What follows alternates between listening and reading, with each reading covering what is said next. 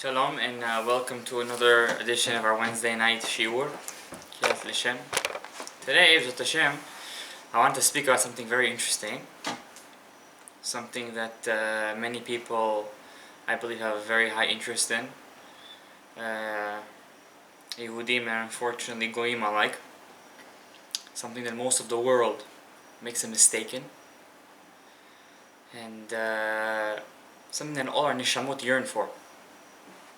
And that is, who is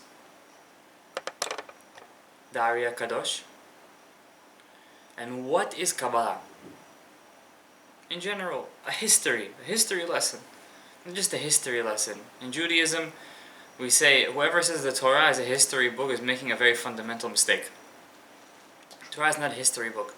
So when I say I'm going to give you a history lesson, in truth, what I'm trying to give you is the primiyut of the subject. And the reason I'm giving this shiur today, and the truth is, you can't really break this down into a 40-minute shiur.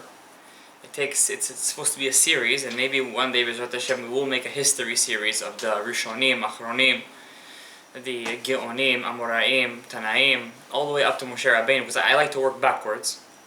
Because what you don't perceive, you can't understand.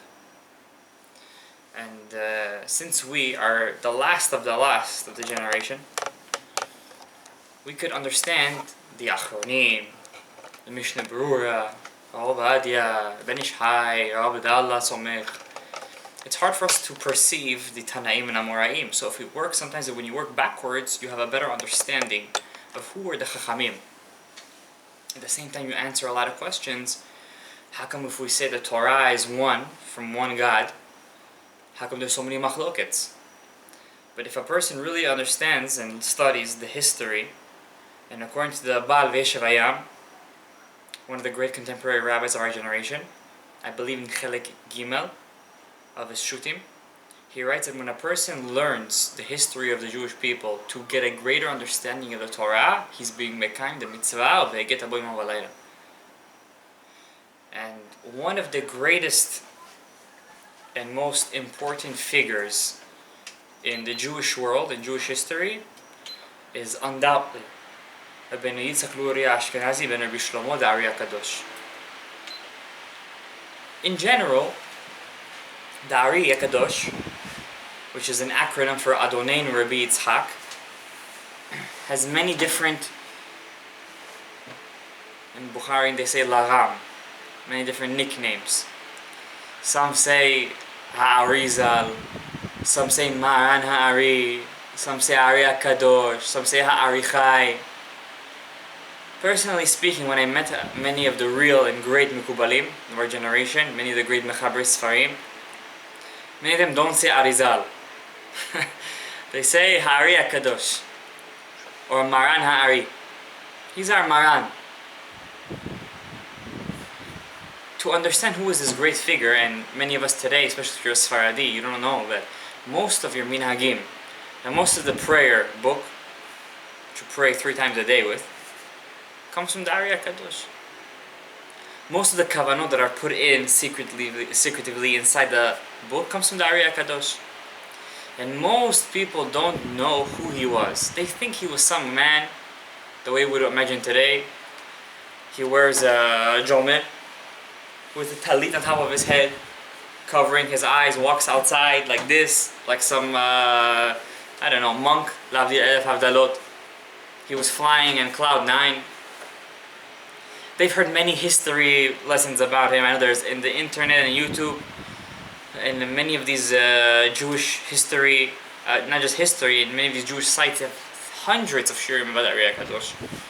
But I want to give you an insight into the Hakadosh from not from Wikipedia, which is where many people get their information from, but from inside the Sfarim itself.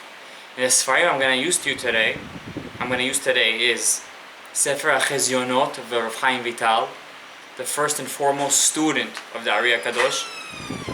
The second book, one of my favorite Sfarim, is Shem HaGdolim of the Chida. And the third book is from the Baal Nahar Mitzrayim, and Rabbi Yosef Caro. I'm going to tell you guys, many of you guys didn't hear of these chachamim before. I'll tell you what the importance of these chachamim, these historians. Nachman Breslev, Zecher Hakadosh Livracha, once said that a person who studies, who says the names of the tzaddikim, he's like dealing with Maaseh Merkava. So just by saying the names of the tzaddikim, not just their books, we're being me'orer great rachamim in Shamayim, no matter where you are. So let's start with when was he born, which is very important. When did the Ari's mother give birth to him? You have to understand that in Jewish history in general is broken down into eras. And the eras that Jewish history is broken down to is unfortunately by tragedies.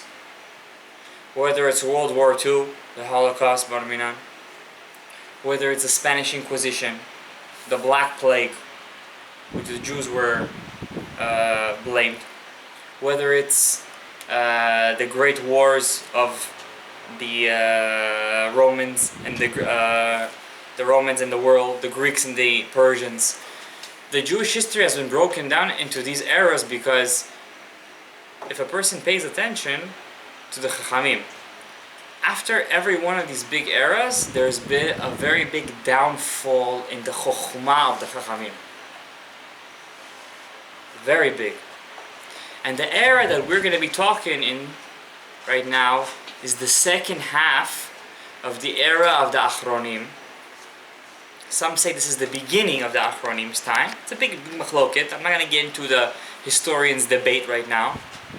This is the era right after the Spanish Inquisition, which is the end of the 1400s.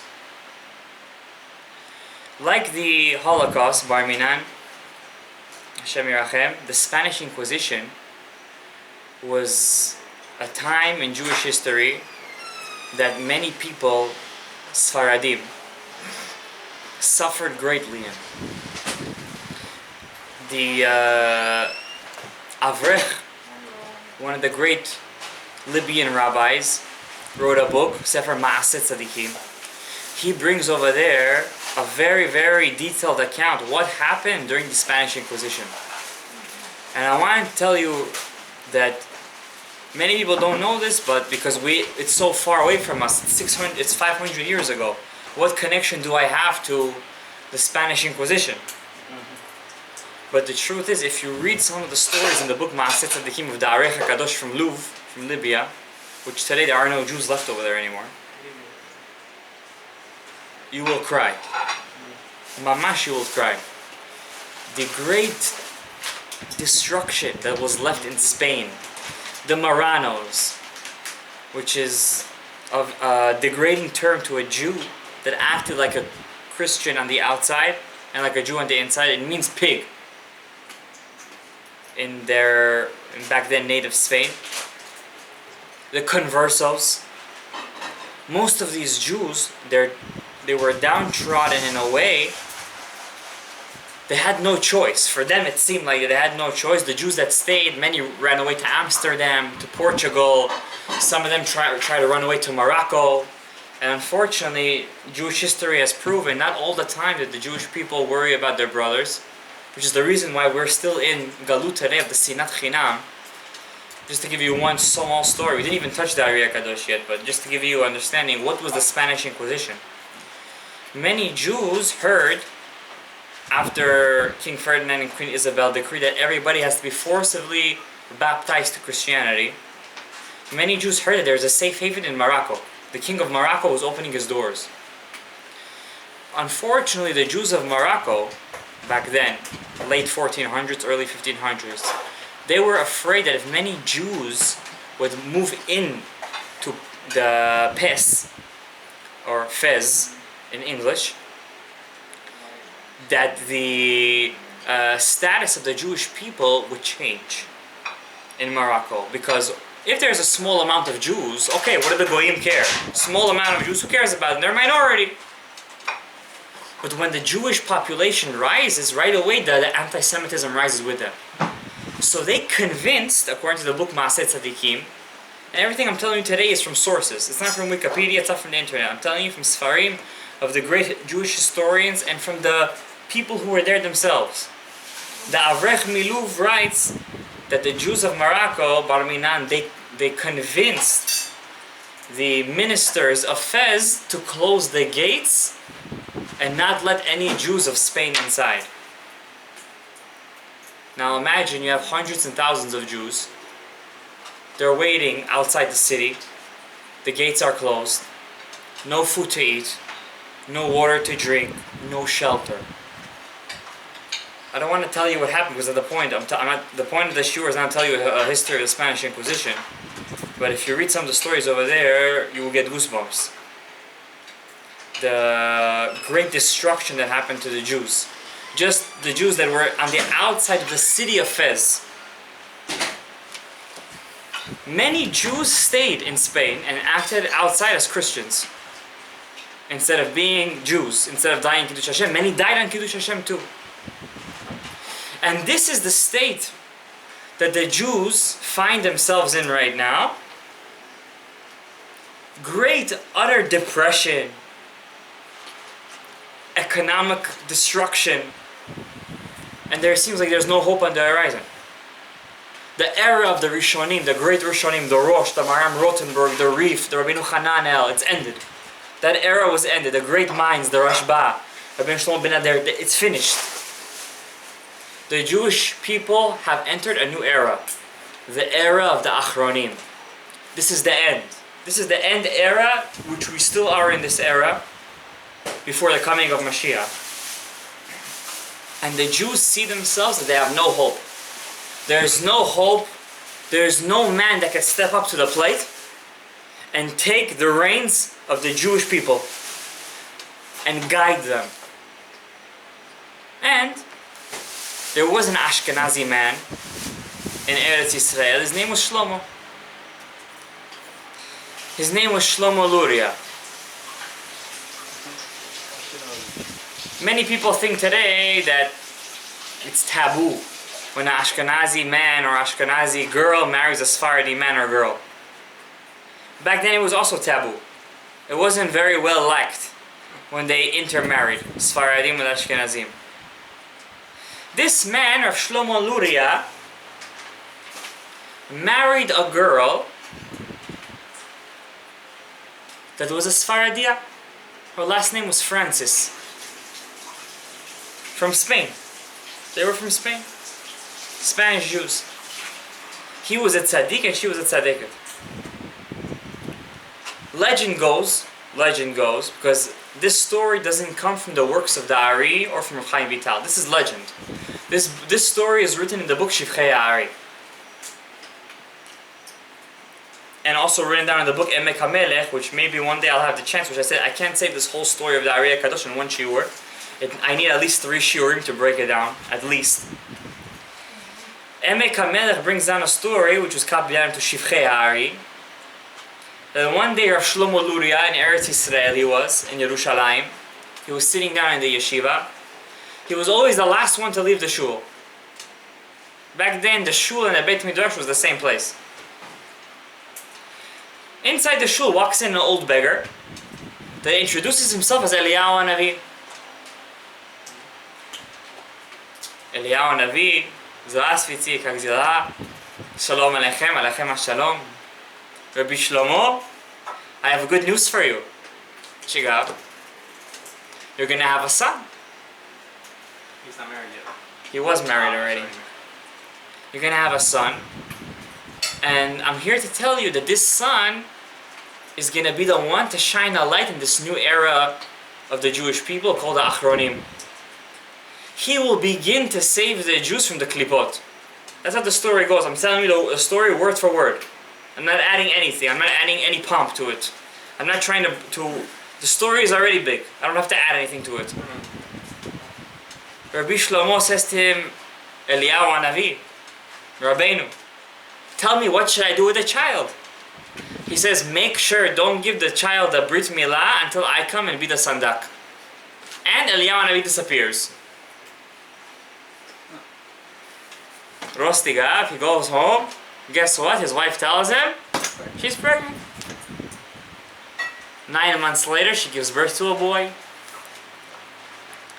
And they come to give him a Brit Milah 8 days later in the shul. But Rabbi Shlomo is looking around, and that old beggar is nowhere to be found. And Eliyahu Navi told him, don't do the Brit until I'm there to be the child sandak.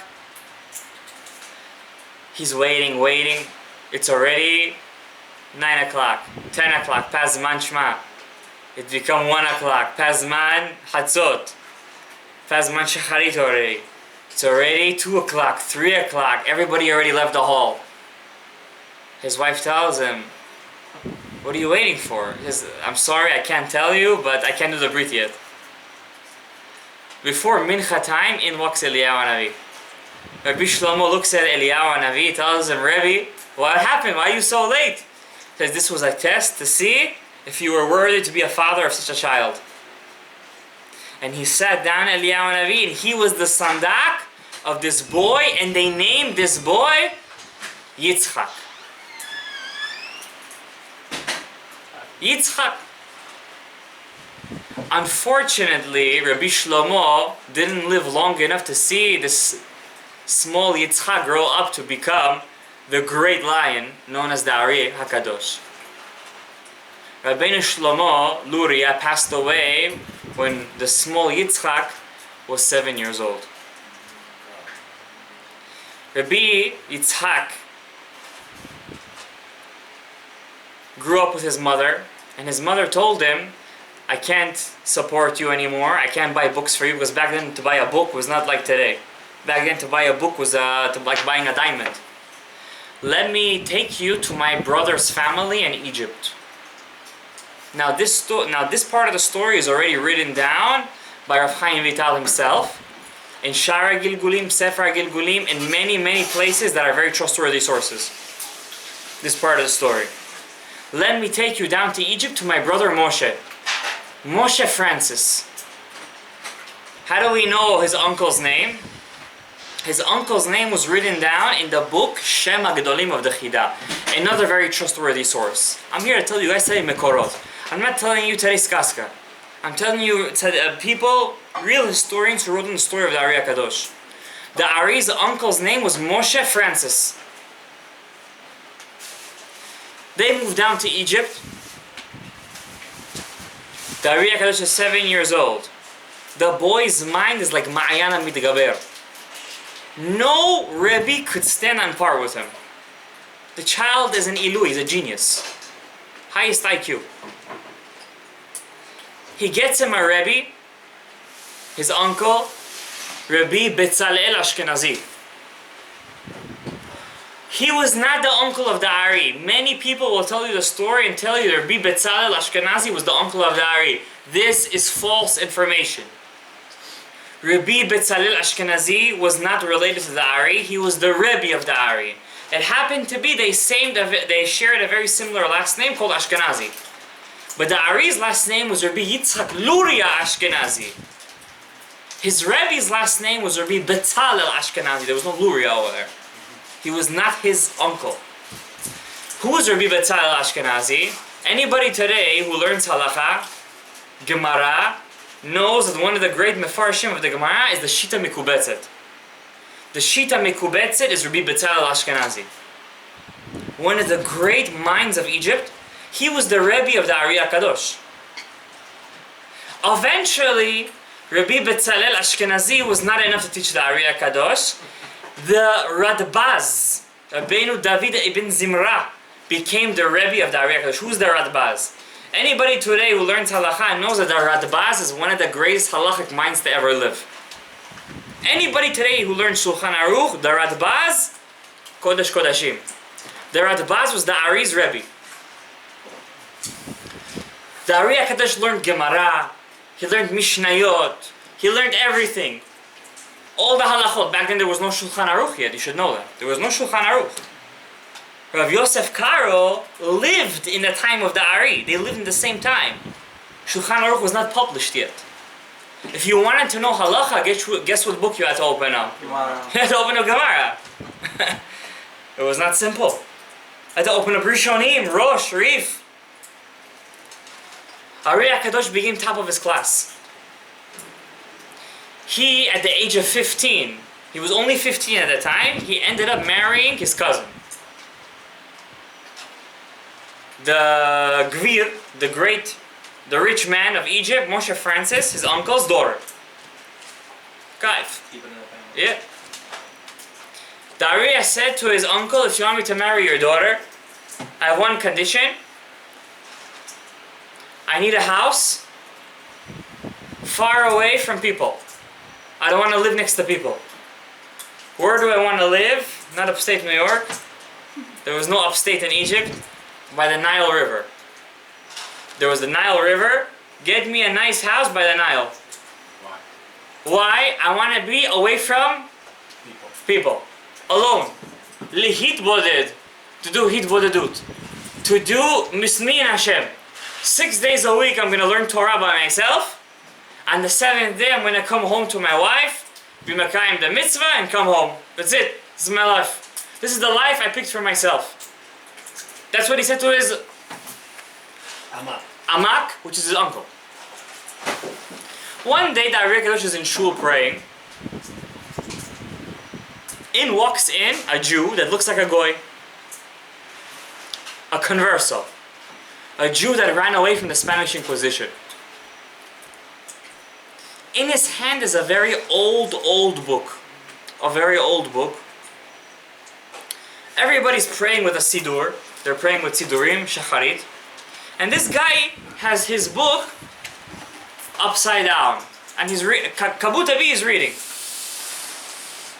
The Rebbe walks up to him and says, Adoni, your book is upside down. Let me help you out with that.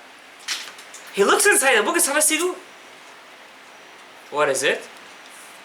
A book that maybe 5-6 people in the whole world had. The Zohar Hakadosh. Nobody had this book in the world. You should count yourself lucky that you have in your house a copy of the Zohar. Back then, maybe 6 people in the world had a copy of the Zohar.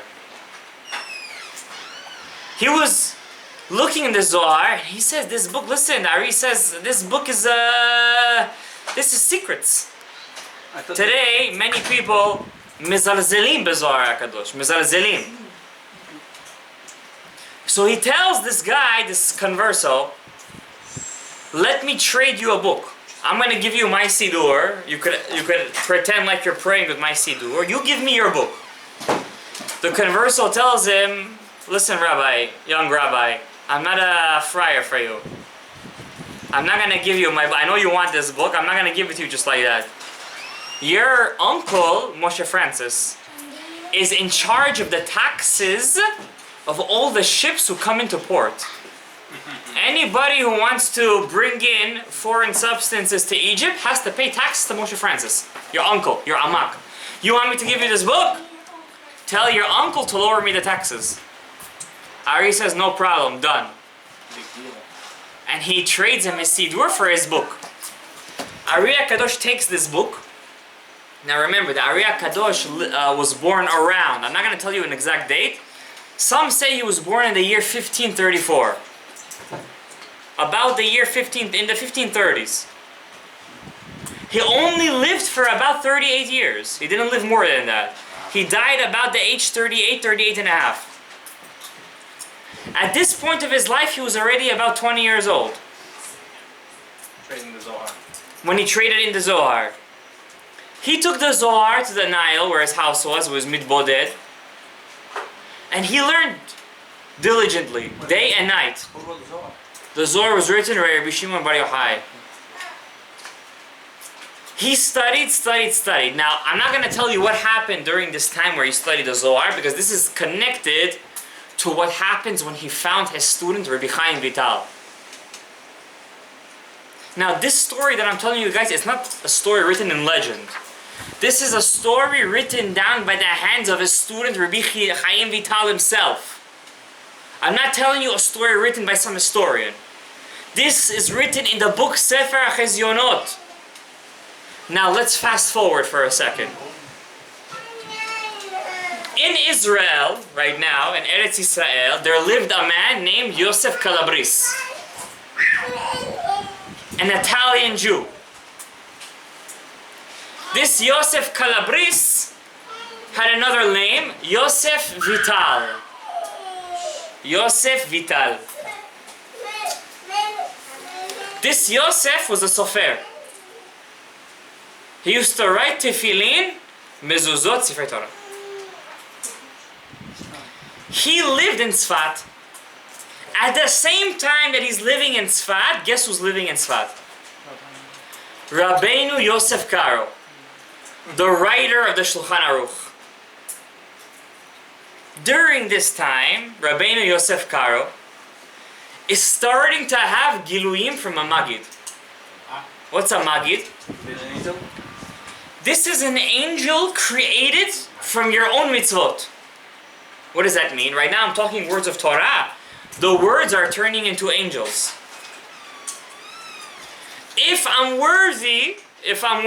somebody is worthy when he learns Torah, these angels will come to me and teach me Torah. These angels are called Magids. Magids, they're called. They don't have a specific name. They could be called Magidei Yehuda, Magid of Yosef. Ramchal had a Magid. Rav Yosef Caro had a Magid. Many great tzaddikim, Rav Shimshon Mastropolia had a Magid. Many great they say the Gra of Gaon Vilna was about to have a Magid, and he told the Magid to go away.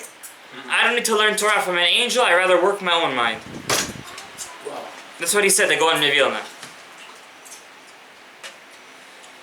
Rav Yosef Caro was learning with a Magid, and the Magid and all his Giluyim, all his revelations was written down in a book called Magid Mesharim. You could buy this book today in Gift World. It costs about $22, $23. English? It's in Hebrew. And it's in Aramaic too. The Magid tells Rav Yosef Caro, the writer of the Shulchan Aruch, you know your neighbor, Yosef Calabris, Yosef Vital, his wife is pregnant. She's gonna have a son. You're gonna call him Chaim. This Chaim, be very, very careful of him. He's gonna start saving Am Yisrael. Am Yisrael's fate rests on this boy's shoulders. And why was this Yosef Calabris worthy of having a son Chaim? This son Chaim, which if you learn the book Shara Gilgulim in Hagdama Lamed Chet at the end over there, Lamed Vav, Lamed Zayin, somewhere over there at the end, Rav Chaim Vital was a new soul. He was a new nitzotz. He was a new soul. How was he zochet to have such a son? This Rabbi Yosef Vital was a sofer. And the Magid told Rav Yosef Caro that half of the world has parnasa, refuah shlema, bracha, atzlacha, because of the mezuzot and the tefillin that this Rav Yosef Vital writes down. I'm not telling you legend right now. This is not some storytelling. This is written down by Rav Chaim Vital himself. He wrote these words down himself in his book Sefer HaChezionot. And in Shara Gilgulim and Sefer Gilgulim. Now, not only was this Rav Yosef Vital worthy of having a son Chaim, his neshama was a very big neshama. He was the reincarnation of Rabbi Meir Balanis. The Ari Hakadosh told Rav Chaim Vital that your father is the reincarnation of Rabbi Meir Balanis and Rabbi Yeshua Sofer. Both of them were Sofrim. That's why when he came back in a reincarnation, guess what job he took on himself? Sofer. Because he was a Sofer in the last Gilgul. Do you know what it is to be a spark of the soul of Rabbi Meir Balanes? How many times do we say a day, Elahad Meir Aneni? Rabotai. This Chaim Vital grows up. Rav Yosef Caro, the writer of the Jewish Code of Law, the Shulchan Aruch, always has one eye on this boy. Named Chaim, the small boy Chaim. He tells his most trustworthy student, one of his most trustworthy students, Harav Moshe Alshich. If any of you guys learn Torah in depth, Pirushim the Torah, one of the greatest commentaries in the Torah is the Alshich. He was the student of Rabbi Yosef Caro. He told the Alshich, I'm giving you the job to be the Rebbe of the small boy Chaim. This is your job. And this man, Rabbi Moshe Alshich, which Rav Chaim Vital calls him the Rama, the Sephardi Rama, raised him and taught him Gemara, Mishnah, Chumash, everything that a person in yeshiva has to know. Rav Moshe Alshich in the Niglei of the Torah taught Rav Chaim Vital. But Rav Chaim Vital, it wasn't enough for him. Ze lo maspik. He wanted something more. When Rav Chaim Vital was getting to the marriageable age, he decided to marry a girl named Chana. But what happened? You know, some Bukharians have a minhag back in the days, avodah zarah. When the girl used to go inside the chuppah, they used to take what do you call it? The needle? Sewing needle. And they used to go to the girl like this, inside her back like this. And then they used to tell the guy, open up all your buttons, basically go naked as a chuppah. There was a minhag like that. Why did they used to do that minhag? Back in the day, there were people under the chuppah that used to make ayin hara and the chatan lekala. They used to do something called likshor kishuf. It's called likshor the chatan lekala. They used to tie the chatan and the kala together. What's wrong with that? What's wrong with that? This causes the chatan to not be able to perform his mitzvah with his wife. For 9 months, Rav Chaim Vital was tied by kishuf. 9 months he had zera levatala. Rav Chaim Vital. Wow. 9 months. He was not so fond of his wife. He was not so fond. When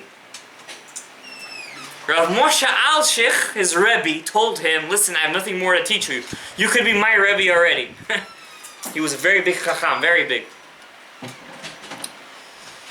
Rav Chaim Vital said, listen, I have to make parnasa now. Parnasa! So Rav Chaim Vital took upon himself the job of alchemy. Chemist. A chemist. He became a chemist. Trying to find out how to make gold. Right. He was trying to figure out how to turn substances into gold. Yep. He writes that down himself. He learned the crafts of alchemy. He writes down. This is written down in his book Sefer Chizionot. He wrote this down himself. Did he make it? This I don't know. But he worked as an alchemist for 2 years. Wow. For 2 years he didn't learn Torah. For 2 years. One day, 2 years he didn't learn Torah of Chaim Vital. Meanwhile, while this is all happening, the Ari Hakadosh is learning the Zohar Hakadosh by himself by the Nile River. So put him on the side for a second. He's learning Torah, he's good. Nobody knows what was happening to the Ari Hakadosh during that time. All we know, he was learning Torah by himself. Meanwhile, Rav Chaim Vital wasn't learning Torah at all. 2 years, he was dry. 0, Ephes. One day he was saying Kiddush. It was Friday night, and he starts to cry. While he's saying Kiddush, he's crying. In the middle of the Seudah, he falls asleep. And he has a dream. This dream is recorded down in his book, Sefer HaChizionot. I'm repeating this book over and over again because I don't want you to think I'm telling you some skaska. This book was written down by himself. After he passed away, he said, don't print this book. This is my personal diary.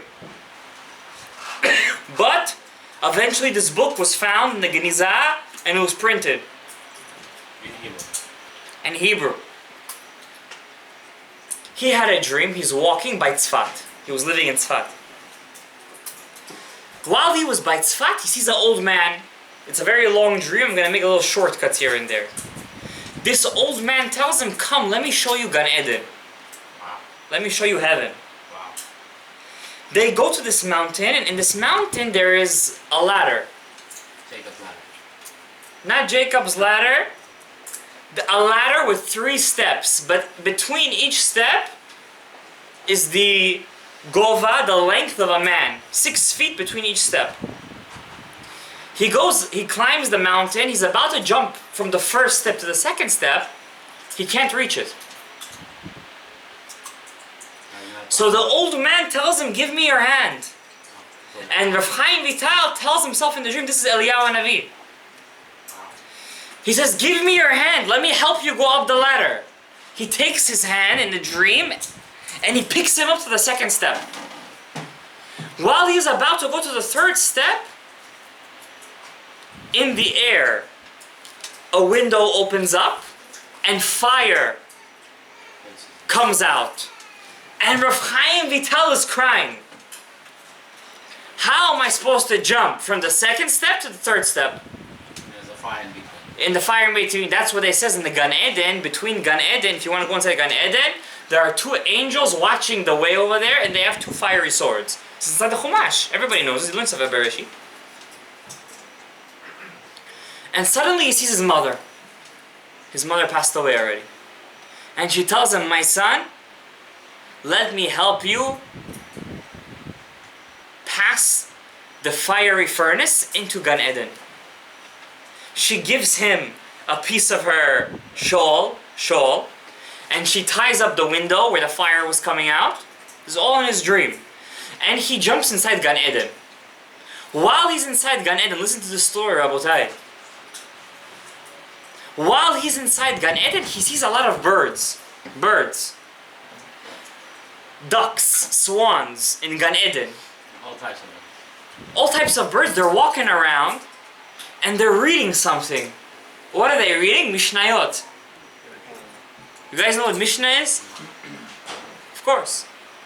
Mishnayot is the code of Jewish law. This is the first written book of Torah Sheba'al Peh. The oral law, when it was first recorded, was recorded in Mishnah. At one point, they stop walking around these birds and they move their beaks and they take an apple from the tree and they eat. He's walking around wondering, what are these birds doing over here? In Gan Eden. Suddenly he sees a house. He walks inside the house and he sees sitting in a circle 10, 20, 30 rabbis. Over there is sitting also Rav Yosef Caro, the writer of the Shulchan Aruch, and Hashem is sitting over there. God is sitting over there in the form of a very old man, is sitting over there and teaching Torah. And Hashem looks at Rav Chaim Vital, says, my son, I'm inviting you to sit right next to me, by my right side. Rav Chaim Vital tells him, wait a second, that's the seat of Shmuel Hanavi. God tells him, don't worry, Shmuel Hanavi is not coming to sit here.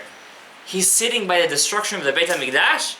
You know where the Western Wall is? He sits over there every day and cries. He doesn't learn Torah. He says, I'm not going to learn Torah until the Beit HaMikdash is going to be rebuilt. So this seat I saved for you, God tells him. I saved for you, and for you could learn Torah with me. Rav Chaim Vital sits in the seat of Shmuel Hanavi, and it's not a coincidence. This was the seat of Shmuel Hanavi. If you guys will ever learn Shara Gilgulim, Shmuel Hanavi, Samuel the prophet, and Rav Chaim Vital came from the same root soul. They're from the same Shoresh Neshama. And Rav Chaim Vital tells Hashem in his dream, God, Hashem Yitbarach, I haven't learned Torah in 2 years. Did I lose my Olam Haba? God says, don't worry. The seat is saved for you. I specifically brought you up here so you can see where your seat is in Olam Haba. I'm giving you one chance. You saw where your seat is. You don't want to lose your seat next to me, right? I'm sending you back down. Don't do Bitul Torah. If you're gonna do Bitul Torah, you're gonna lose your seat. So Rav Chaim Vital tells Hashem, wait a second. Okay, I understand. This is the place for all the tzaddikim. Gan Eden. Who are all the ducks, the swans eating apples out there? Hashem tells them, you know who those guys are? Listen, Rabotai. Those are the people who didn't want to learn Kabbalah while they were alive. All they wanted to do was learn Gemara and Mishnah. So their reward is to be inside Gan Eden, and they learn the Torah that they already learned while they were alive, and they walk around and they learn Torah and they eat from the great food of Gan Eden. That's their reward. But inside my yeshiva, they don't go inside. Inside my yeshiva, they have no right to move inside unless they learn the inside of the Torah. And Rav Chaim Vital wakes up from his dream. He doesn't know what to do. Now I'm going to tell you guys something very interesting that many historians will tell you is the truth, but this is an utter lie. This is a lie. During that time in Tzfat, there was another rabbi who came from the town of Cordova in Spain. His name was Rav Moshe Cordovero, otherwise known as the Ramak.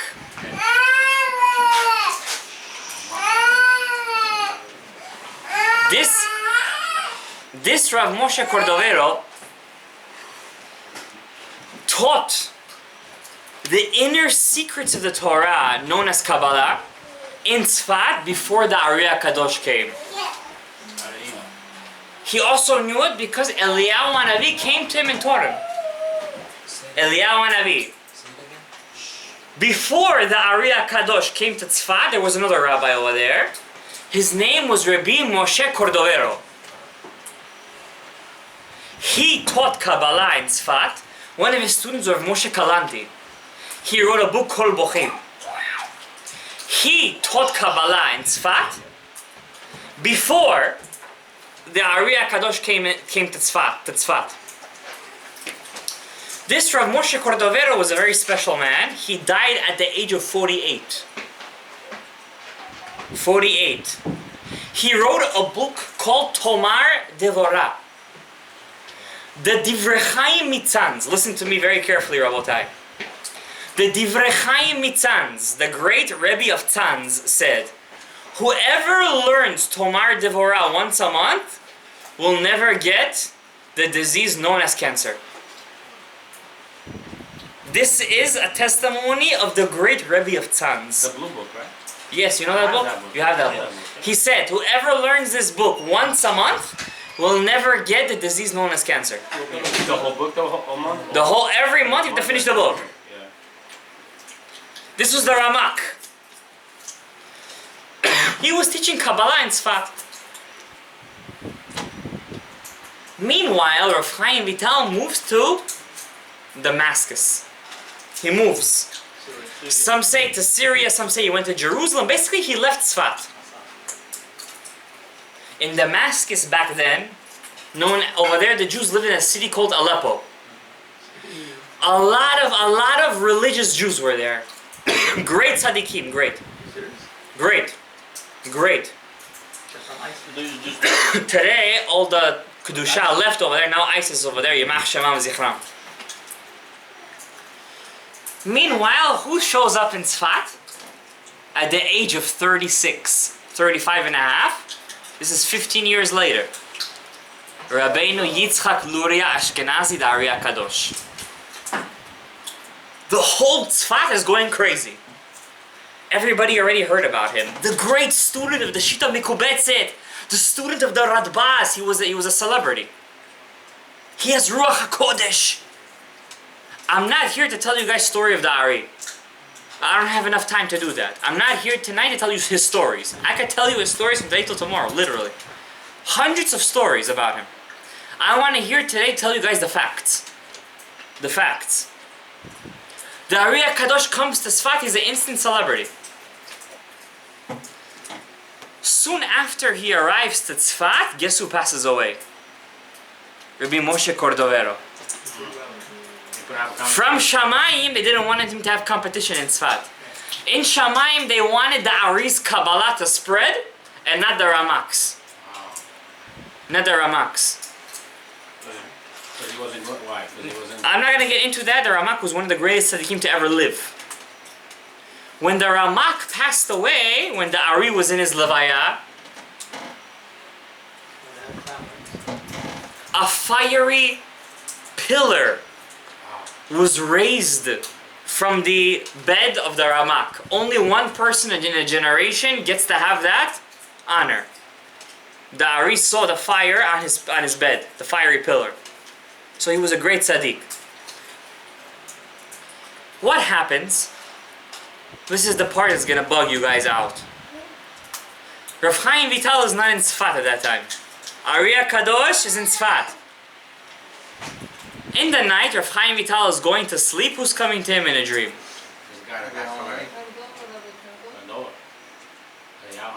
The Ari Hakadosh. He doesn't know who he is. He heard about him, some Ashkenazi rabbi with a red beard. Rav Yosef Voltoch. Now, I want to make a series for you guys talking about all the great tzaddikim nistarim. One day maybe I'll talk to you guys about Rav Yosef Voltoch. He passed away maybe 20 years ago. He said, I was once in the kever of the Ari Hakadosh and I saw the Ari standing on his grave. And he had a red beard. Serious? Yeah, he was Ashkenazi, listen. He didn't take after his mother, he took after his father. He sees this reddish bearded rabbi coming to him in a dream, some Ashkenazi, and tell him, listen, Chaim, come to Tzfat, I came to teach you Torah. He wakes up in the morning, Rav Chaim Vital by that point already was a great Chacham, huge Chacham. At that age already, he was ready writing a Perush on the Zohar. Already. He says, Chai, divrei chalomot lo ma'alin lo moridin, shtam shtuyot. Goes to sleep the next night. This rabbi comes to him back again. Listen, Chaim, I'm not going to come to you many times. Come to Tzfat, I'm going to teach you Torah. He wakes up, stam shtuyot. How many times do you think he came to him in a dream? 3 times. There is a machloket in the historians, but it seems like for over 3 months, night after night, he was coming to him in a dream, asking him, begging him, please, come to Tzfat, let me teach you Torah. After 3 months, I know I say in Bukhari already, the neshama already came out, es ashraf already. He said, Chai, let me go to Tzfat, see what this Mazgi Krut wants from my life. He goes to Tzfat. The rabbi is sitting in front of him. Come inside, come inside. Come, sits inside. This is all written down in the book Sefer HaChezionot. This is not Shivchei Ari. Also Shivchei Ari is written down. But I want to bring you source from Sefer HaChezionot. His own book. His own book. The Ari Hakadosh tells him, no, finally you came. Your Majesty. You're a very hard guy to call. You have any questions? Would you like to test me? He says, actually, yeah, I have a couple of questions on the Zohar. Could you please answer my questions? He says, okay, ask questions. He asks him his first question, answers him in a second. Second question, answers him. Third question, he already asks. Rav Chaim Vital is getting very mitrashem, as they say in Hebrew. He's very excited. What's going on? This guy is not a regular... Because Rav Chaim Vital, at one point of his life, studied under Rav Moshe Cordovero. And he was so surprised that this rabbi could answer the questions that Rav Moshe Cordovero couldn't answer. So he tells him, please, answer my third question. Listen, until here. Because what do you mean until here? You told me to come all the way here, now you don't want to teach me? He says, because you forced me to come to you over 3 months in a dream and make you and beg you to come to my house so I can teach you Torah. I'm making you a favor. And I begged you to teach you Torah. You lost the merit. You're done. Get out of my house. I kicked him out. He kicked him out. Good job. Wow. But Rav Chaim Vital was not a friar. He went home that night. He slept? No. He didn't sleep. He sat down and he made teshuvah. And he said, Hashem Yitbarach, please don't blame me for being a skeptic. There are many fake people out there who say they know Kabbalah. And this is one of the main reasons why I'm telling you guys this shiur. Rabotai, don't believe every guy out there who says, I know Kavanot. I know Hakadosh. I know Etz Chaim. I know Shara Mitzvot, Shara Gilgulim, Sefer Gilgulim. I know Nahar Shalom. I know Rechot HaNahar. Don't believe every guy who said that. Who says that. Don't believe these fake people. Rav Chaim Vital didn't believe the Ari. The Ari. 3 months he came to him in a dream. 3 times somebody's going to come to you in a dream. From the Tars, you're already going to faint. This guy 3 months was coming to him. Some people today, they say they know Kabbalah. They know Rashash. Forget about the Ari, they know Rashash. How do they pray? I'll tell you that. Baruch. He's done with the book already.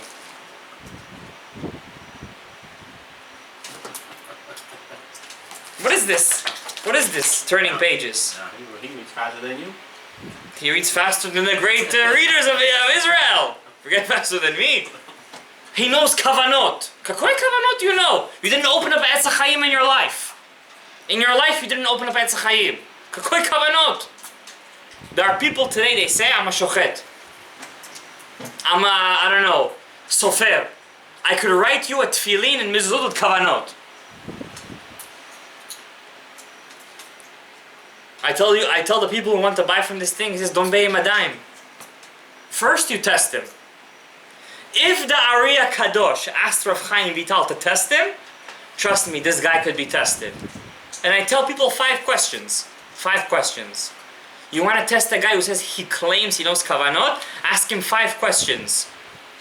If anybody wants to know what these questions are, they can ask me anytime they want. If they met any of these charlatans, as they call them. Charlatans. Do you know what it is for a person to make tefillin with Kavanot? You know what that is? Yeah, I'm trying to figure that out.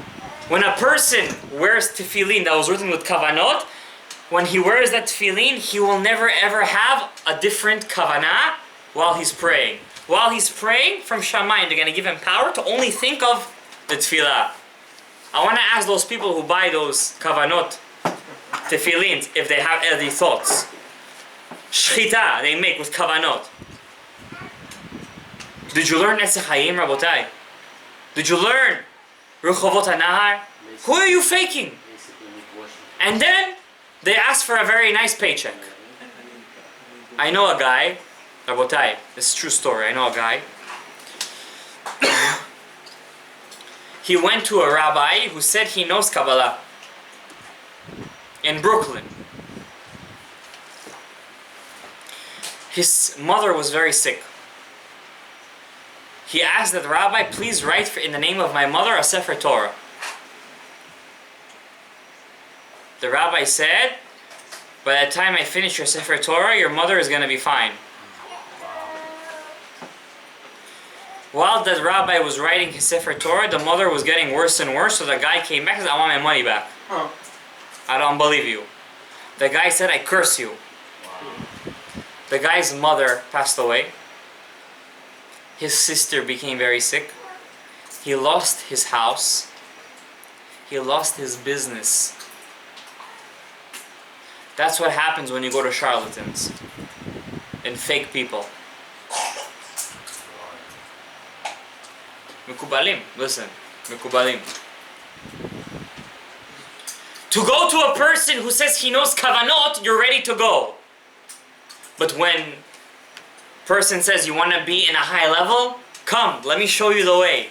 You have to give your neshama over. You have to wake up early in the morning, learn Torah, Tkin, Chatzot, whatever it is. Hey, listen, Rabbi, it's not for me. Take it easy. You gotta keep Shabbat at least. Shabbat, it's not for me, not yet. He's gonna forgive. God's gonna forgive. But you're gonna go to a mikubal. What this mikubal is gonna do for you, I don't know. Don't believe charlatans, Rabotai. Don't believe these fake people. Listen what happened between Rabbi Chaim Vital and the Ari Hakadosh.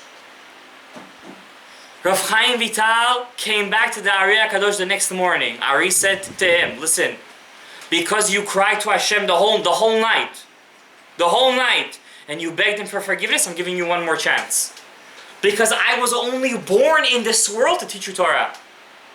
Why? Because he was the Gilgul of Rabbi Eliezer, and Rav Chaim Vital was the Gilgul of Rabbi Akiva. And Rabbi Eliezer, he was put under cherem, excommunication. So he wasn't able to teach Rabbi Akiva all the Torah he was meant to teach him. So they had to come back into a Gilgul, and he had to finish teaching him all the Torah he was meant to teach him. Did you imagine?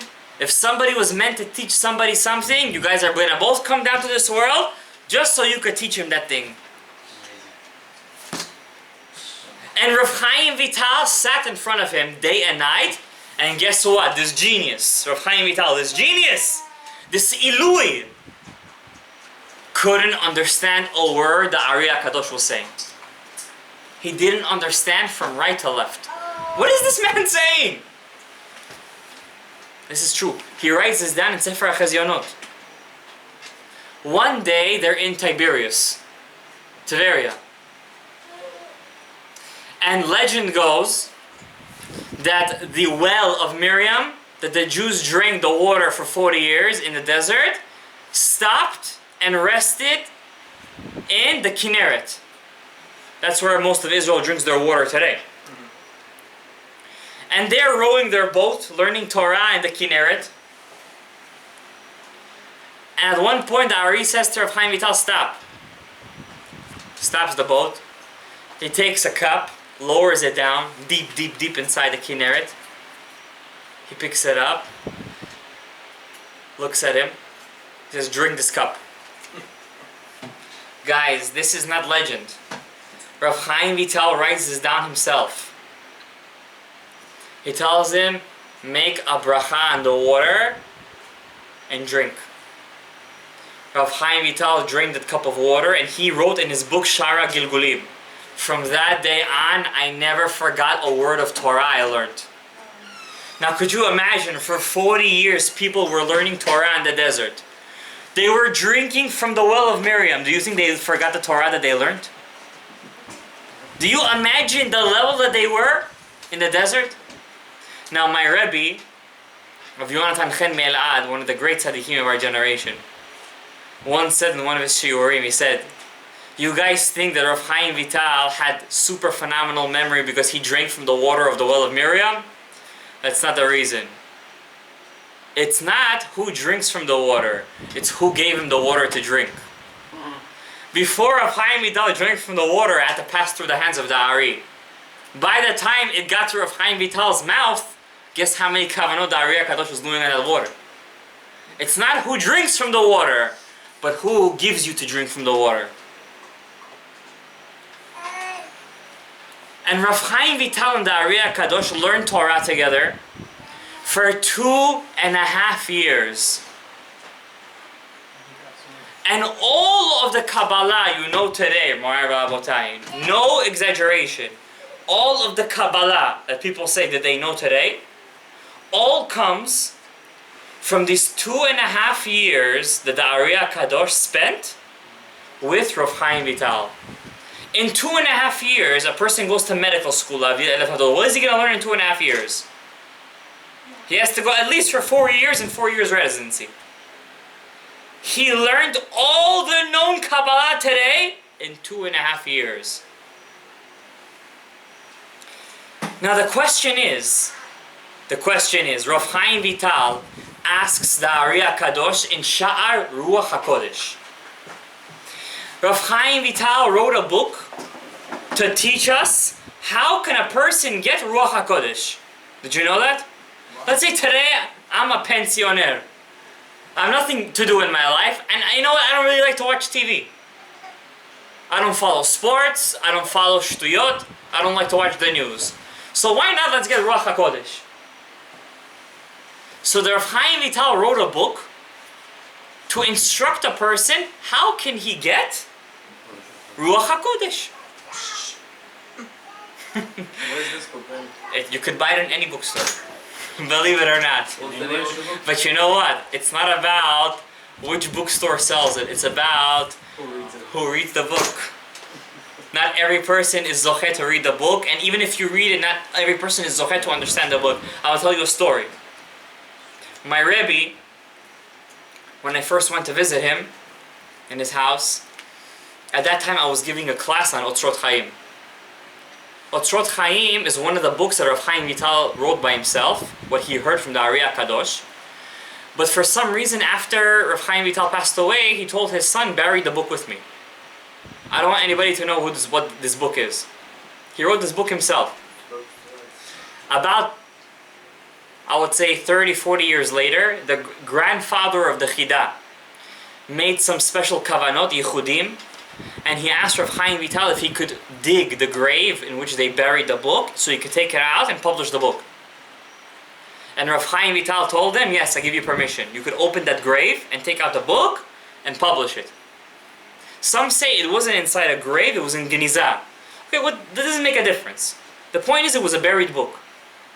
This book is called Otzrot Chaim. So I was teaching this class. Last night was the yortzeit of Rabbi Yehuda Ptaya. You guys know because I sent you every guy's a message over here. It's maybe my favorite rabbi in the world, Rabbi Yehuda Ptaya.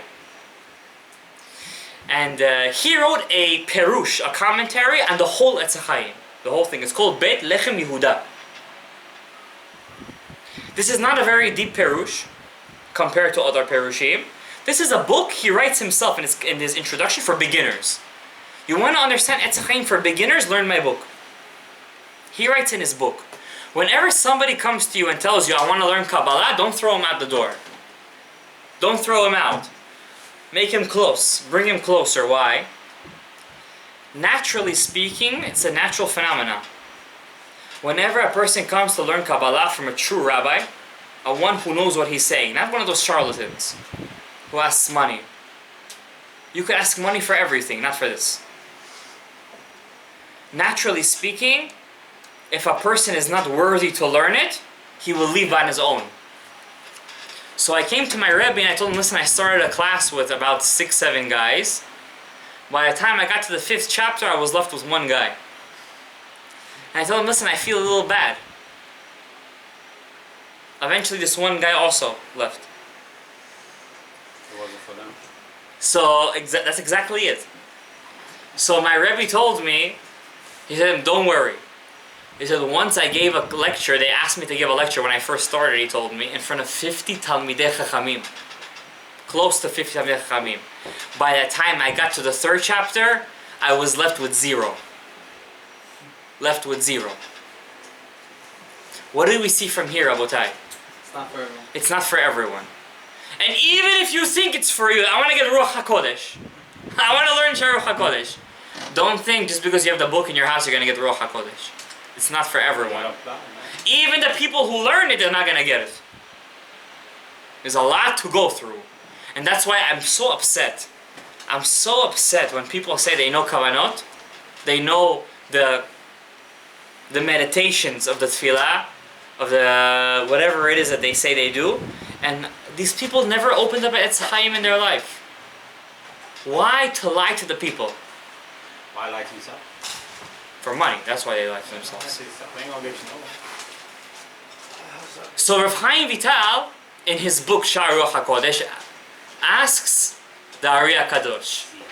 And this is a serious question, Rabotai. This question, what can I tell you? This is the secret to all the Torah in the world. He tells him, Rabbi, he was already his student by that time.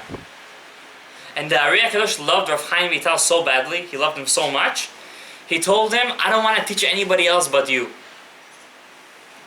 So he asked him, Rabbi, how come Rabbi Moshe Cordovero, me, so many great rabbis lived in that generation, and maybe Baruch Hashem, Bezrat Hashem, next class if I'm Zocher to be here with you guys again, I'm going to give you guys a class, just who were the rabbis living in Tzfat at that time.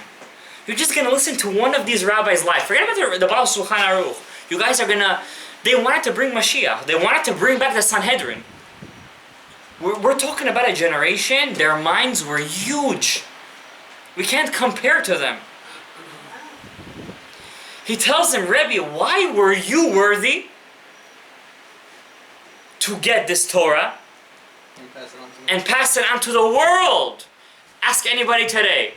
You know who Rav Yosef Caro is? He'll be like, I'm not really sure. He knows who Rav Ovadia is, of course, but he doesn't know who Rav Yosef Caro is. But if you ask him who's the Ari Hakadosh, everybody knows the Ari Hakadosh. Whether for the good or for the bad. Why were you worthy to teach this Torah and your name will be etched into eternity? He tells him, because you, Moshe Cordovero, and all the great tzaddikim of Tzfat, when you guys opened up the Zohar, and you guys saw a passage that you didn't understand, you guys prayed to Hashem. Yes, you prayed. You cried to Hashem. I won't lie. I know, I saw it, he said, my Ruach HaKodesh. You guys cried and prayed, Hashem, please, open my brain to let me understand what this is saying. But you guys didn't cry like me. He tells him. You guys didn't try as much as me. I was in the Nile River, what a dude, away from all the people for a decade. Do you know what I was doing back then? Nobody knows what I was doing over there. While you were having dreams of Gan Eden, while he was teaching Torah and Tzfat, I was crying to Hashem day and night. Nobody was there to teach me the Zohar. I was alone. I was alone. Nobody was there to teach me. My Rabbi, the Radbaz, didn't know. The Shita Mikubetzet didn't know. I was alone. Until the point that Eliyahu Hanavi came to me himself and taught me the whole Zohar, piece by piece, word by word. And that's the Etz HaChaim we have today.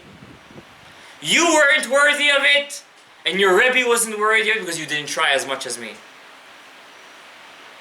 That's who the Ari Hakadosh is. And this is a very big yesodistic pshat in all of the Torah. People say today, I don't know Hebrew. I don't know how to read Hebrew. I don't know how to read Mishnah. I don't know how to read Gemara. I can't teach my son. I send my son to yeshiva. My kid knows better than me. I'm going to sit at the table with him. I'm going to get embarrassed. Rabotai, the Ari Hakadosh says to you, he testifies in front of you. I'm not telling you skaska here. I'm telling you what's written in Sha'ar Ruach HaKodesh. Open the book. If I just tell you a little bit of who the Ari was, Rav Chaim Vital writes in Sha'ar Ruach HaKodesh that the Ari Hakadosh knew what two birds were saying to each other when they were both chirping to each other. He knew what the dogs meant when they barked. He knew the Ari Hakadosh when the trees moved in the wind, what they were saying. The Ari Hakadosh knew what the souls were yelling from the walls. One time, just to give you a small example, the Ari Hakadosh was sitting with his students, and two ravens sat on the tree. You know the story. And they started chirping loud, ravens. And they chirping, and the students couldn't learn. They always used to learn in the wilderness, in the Sadeh. And Rav Chaim Vital tells his Rebbe, who are these two ravens? He was very curious. He was also a bit of a joker in a way. He always used to he always wanted to get into the nitty-gritties of it. He says, who are these two ravens? You know what the Ari told him? One raven is the reincarnation of Balak. One raven is the Gilgul, the reincarnation of Bilam. They both came to me after 2,000 years asking for a tikkun. He says, Rav Chaim doesn't know you're going to fix them? So Rav says, Yamach Shemam v'zichram. And he throws them away. Never fix these two Rishayim. Let them go to Elef Gehenom. That's what the Ari Hakadosh was. The Ari Hakadosh a lot of work, bro. was once teaching, I just want to tell you guys, what was his sacrifice for the Torah. In the Etz HaChaim, there is a saying. Our Rabbi told this many times, my father. Let's say I'm learning right now Gemara. Masechet Chulin. I'm learning laws of meat and milk. Masechet Chulin, over there is the laws of meat and milk. In Shamayim right now, while I'm learning it, I have a pipe connected from me to heaven. While I'm learning these laws, the spiritual anomalies, the spiritual facets of this Torah are opening up in Shamayim. What I do down here is opening up down there. For example, right now, a person is mekayim the mitzvah with his wife. He takes his wife, Chatan v'Kala. He's mekayim the mitzvah of Chatan v'Kala on the night of the wedding.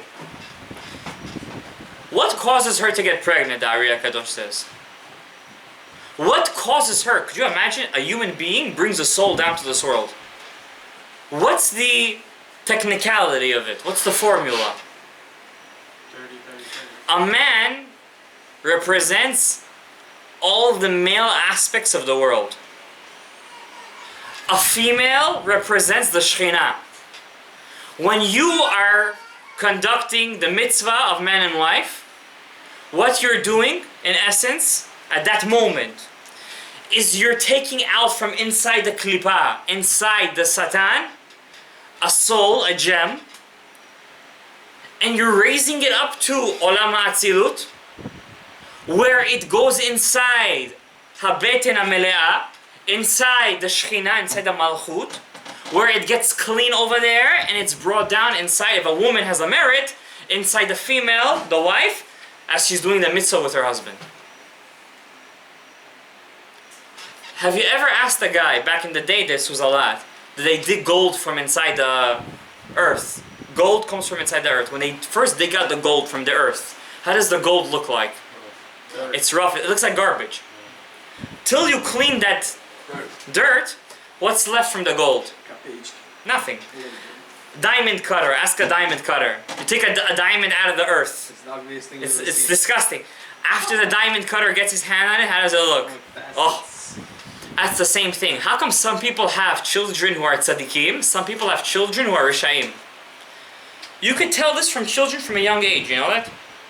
When a child is a child, you could tell, the Gemara says from Rabbi and Rava, what potential he has. How old? And the Ari Hakadosh says it all depends what was the mind frame, what was the kavanah of the parents while they were being together. If, also the mother, if the father and the mother just had kavanah for their personal pleasure, you know what they're taking out of the earth, out of the satan at that moment? They're taking out a diamond. But that diamond is not going to go to the diamond cutter. It's going to stay dirty and rough. That's why when a child is going to be born, maybe he's going to be chozer b'tshuva at the age of 25. But if the parents have a good kavanah, that means the father and the mother both keep ilchot nida. Number 2, when the mother goes to the mikveh, she knows what she's doing. That means make sure there's no chatzitza, nothing. She dips, she has good kavanah. Number 3, she waits for the good time. What's the good time? The regular is after midnight. Is the best time. That's when the good rocks come out of the earth. Number 4, when they're together, it's not just for the pleasure. It's to do the mitzvah of having kids. Ari Hakadosh says, when you're going to have kids, don't worry about it. They're going to be good kids. You're going to have an easy time. That's why, Rabotai, the Ari Hakadosh says in Shara Mitzvot, don't complain. Don't complain. It's all on the parent's shoulder. It's all on the parent's shoulder. I was recently dealing with a case of a parent. How much I try to talk with him, he doesn't want to send his kid to yeshiva. Doesn't want. Fighting with him, and this child is a diamond. The child is a diamond. And most parents think today, oh, public school has good education. Public school, I don't know what else they could say already. Close to the house, public school is cheaper. Are you kidding me? Go look inside the public school how many drugs is going back and forth. Go look in the public school how many girls are getting pregnant and getting abortions in the middle of the school year. Go look in the public school. Is it worth that $600-700 you're not gonna pay? Okay, so you won't go to 3 vacations a year. You're gonna go to 1 vacation. Sometimes Hashem does a person a favor, you know that? He sends him a diamond. How do we know this? From Terach, the Pope of Nimrod. Trust me, he had a merit to have Avraham Avinu as a son. But yet he got a Jew like Avraham. Sometimes Hashem sends us jewels. Don't throw the jewels away. Back to the Ari Hakadosh and Rav Chaim Vital. So when a person learns Torah right now we're learning Torah, the Ari Hakadosh is listening to what we're saying in heaven. Did you know that? And you'll touch one of us. Yes. And they were learning a sha'ar, listen to this carefully, called Sha'ar Mochin de Katnut. What's this sha'ar? Gate. It's like a chapter. In Kabbalah we call them sha'arim. This one is called Sha'ar Mochin de Katnut. Whoever learns this chapter, he's in a sakana. He's in a danger. What do I mean? You know, a woman gives birth to a child. By the time he has a little seichel in his head, how many years have to pass? Let's say 5, 6, you're talking about the Gaon Mevilna over here. I'm talking 13, 14 years old. To have a little seichel. Till a child is 13 years old, he's not a gadol yet, he's a katan. Right? That's why he's patur from mitzvot. Right? 12-year-old from halacha, does he have to fast on Yom Kippur? No. Halacha, no. He's katan. Understand? Let's say his birthday is one day after Yom Kippur. Doesn't matter. Doesn't matter, he's katan. The same thing happens in the upper worlds. Until Olam, Atzilut, Beriya, Yitzira, Asiya gets to a state of Gadlut, they have to first pass through a state of Katnut. Katnut means that the worlds are in a state of, it's not like a child is a baby, has no sechel, it's din, it's judgment. When a person learns this sha'ar, this chapter in Etz HaChaim, at the same time all the gates of judgment are open. One time they were learning, Rav Chaim Vital, the Ari were learning together this gate. And the Ari HaKadosh was very careful not to learn this chapter in the nighttime, only in the daytime. And they were learning, over there is a part that talks about a deer. When it's time for her to give birth, the snake comes and bites her in her womb, or wherever the part where the womb is, and her uterus opens and she gives birth. And the Ari Hakadosh told Rav Chaim Vital, don't ask me what this means. If you're going to ask me what this means, something bad is going to happen. Rav Chaim Vital said, I can't. You have to tell me what this means. Ari says, please, I'm begging you. In Shamayim, they told me I can't withhold anything from you. If I'm going to tell you what this means, something bad is going to happen. The Rav Chaim Vital said, he was very curious. I don't care. It's like that. Tell me what this means. Rav Chaim Vital writes this himself, by the way. This is not written in a book of stories. The Ari Hakadosh told him. After he told him, what did he say? Baruch Dayana Emet. Wow. His son passed away. Wow. Why? Because the gates of judgment were so open, and this secret is such a secret full of judgment. Whoever learns it, he gets a flash of judgment at that moment. And the Ari Hakadosh it meant his son's life. Whose And- sons? The Ari Hakadosh's. Until today, if you go to Tzfat, Ari Hakadosh is buried over here, Rav Moshe Cordovero was buried over here, and on the side over there is the son of the Ari Hakadosh. He was a young boy, his name was Moshe. And the Ari Hakadosh says he was the reincarnation of the brother of Yoav ben Tzuriah, the general of King David, the one who single-handedly defeated the Goyim of Jerusalem. His name was Asael. And he was supposed to be a very big soul in this world. But the Ari Hakadosh, you see, when a person is very into Torah, for him, doesn't mean anything. Life and death, good and evil, it's all the same to him. I'm going to end with a certain thing that the Ari Hakadosh told Rav Chaim Vital. And maybe Be'ezrat Hashem, in the next shiur, we could continue in our series of the Ari Hakadosh. Amen. Because I didn't even touch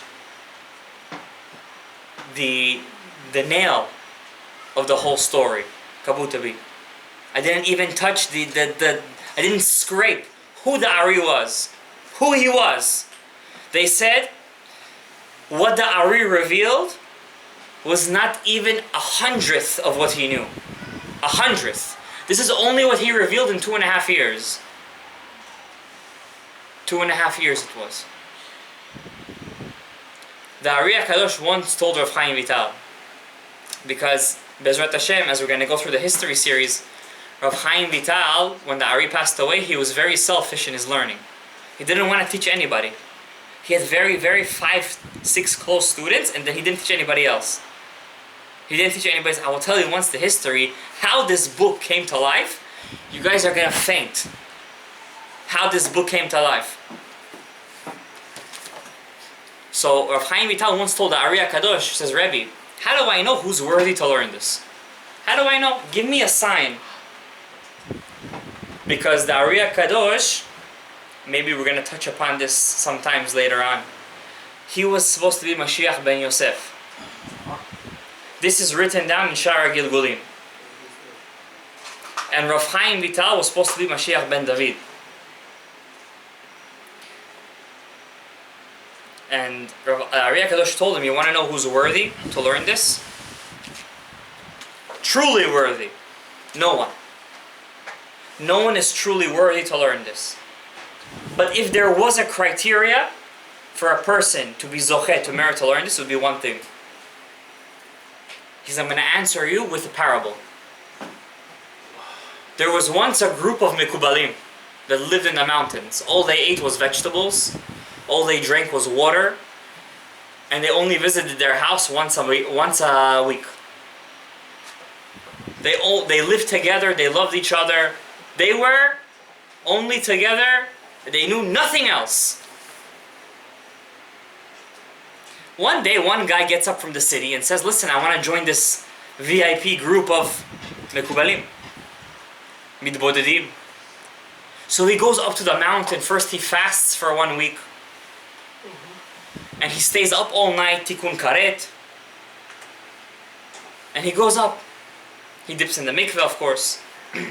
By the way, in Shara Hakadosh, the Ari Hakadosh told Rav Chaim Vital, there is nothing that's more helpful to a person's soul to get spirituality than the mikveh.